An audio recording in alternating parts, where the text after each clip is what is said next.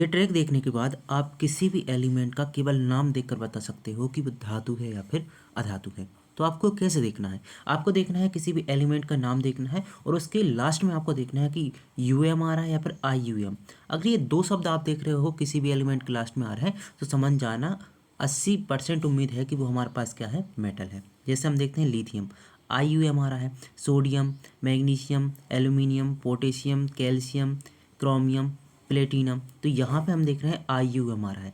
अब you M कहाँ कहाँ पे आता है? जैसे आपने सुना होगा हमारे पास आयरन का पूरा नाम फेरम है, ठीक है, गोल्ड का ऑरम है, कॉपर का क्यूप्रम है, तो यहाँ पे यू एम देख रहे हो आप। ठीक है, तो आपको केवल इतना याद रखना है, किसी भी एलिमेंट के नाम में अगर लास्ट में आई यू एम या फिर यू एम आ रहा है तो 80% उम्मीद है कि वो हमारे पास क्या होगा, मेटल होगा। अब बात करते हैं नॉन मेटल कौन होगा। तो नॉन मेटल में आपने देखना है कि हमारे पास जो एलिमेंट का नाम है उसके लास्ट में या तो एन आ रहा होगा या फिर एस आ रहा होगा। जैसे हम एग्जांपल की बात करते हैं, हाइड्रोजन के लास्ट में क्या आ रहा है, एन आ रहा है, नाइट्रोजन में एन आ रहा है, ऑक्सीजन में एन आ रहा है, बोरॉन एन आ रहा है, ठीक है, क्लोरीन एन आ रहा है, कार्बन एन आ रहा है। ठीक है, अब एस की बात करते हैं, देखो फास्फोरस में एस आ रहा है। अब सल्फर का पुराना नाम था हमारे पास में सल्फोरस, है ना, तो यहाँ पे भी एस आ रहा है। तो मतलब आपने सीखा कि अगर एन या फिर एस आ रहा है तो वो हमारे पास मोस्टली 70 से 80% संभावना है कि वो हमारे पास क्या होगी, अधातु होगी।